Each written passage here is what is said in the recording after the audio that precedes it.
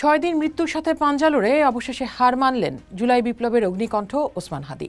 সিঙ্গাপুরের মাটিতে তার শেষ নিঃশ্বাস ত্যাগের খবরে গোটা জাতি যখন শোকে মুহ্যমান, সরকার যখন 20 ডিসেম্বরকে শোক দিবস ঘোষণা করেছে, ঠিক তখনই দেশের আকাশ জুড়ে জমেছে কালো মেঘ। শোকের মাতম ছাপিয়ে যেন চড়াও হচ্ছে হিংস্রতা।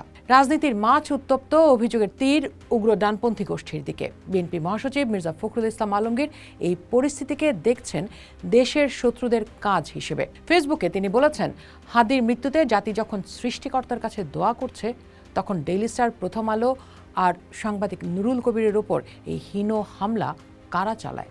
যারা এই সংকটময় মুহূর্তের অপেক্ষায় ছিল, তারাই আজ শোককে ধ্বংসাত্মক কাজে রূপান্তর করছে। ওদিকে এই ঘোলাটে পরিস্থিতিতে পা না ফেলার অনুরোধ করেছেন এনসিপি নেতা ও সাবেক উপদেষ্টা মাহফুজ আলম। তিনি বলছেন, দেশপ্রেমিক ও গণতান্ত্রিক শক্তিকে পুরনো সহিংস রাজনীতির ফাঁদে পা দেওয়া যাবে না। বিভাজনের এই রাজনীতি প্রত্যাখ্যানের ডাক দিয়েছেন চিন্তক ফরাদ মাজারও। তার সাফ কথা, ধর্ম বনাম ধর্মনিরপেক্ষতার বিভাজন দিয়ে জনগণকে আলাদা রাখা গণবিরোধী রাজনীতি। আমাদের ইতিহাস, ধর্ম, সংস্কৃতি সব মিলেই তো আমরা, কিন্তু এই অভ্যন্তরীণ কোন্দল কি শুধুই ঘরের ক্ষতি? না। সম্পাদক পরিষদের সভাপতি নুরুল কবির মনে করিয়ে দিলেন আন্তর্জাতিক ভাবমূর্তির কথা। গণমাধ্যমকে তিনি বলেছেন, হাদিকে যারা হত্যা করেছে তারা দেশের শত্রু। এখন পত্রিকার অফিসে হামলা চালিয়ে তারা সারা বিশ্বে বাংলাদেশের ভাবমূর্তি ক্ষুণ্ণ করছে। এই যখন অবস্থা, তখন ইসলামপন্থী দলগুলোর ভূমিকা নিয়ে প্রশ্ন তুলেছেন দ্য ডিসেন্টের সম্পাদক কদরুদ্দিন শিশির।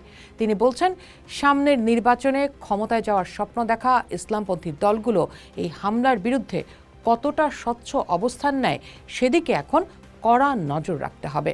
তবে সরকারের ভূমিকা নিয়ে সন্তুষ্ট নন অনেকেই। লেখক ও গবেষক সোহেল আহমদ মুন্না সরকারের এই অবস্থান নিয়ে বলছেন, সরকার এখন ফেসবুক স্ট্যাটাস বা বিবৃতি দেয়াকেই তাদের কাজ বানিয়ে ফেলেছে।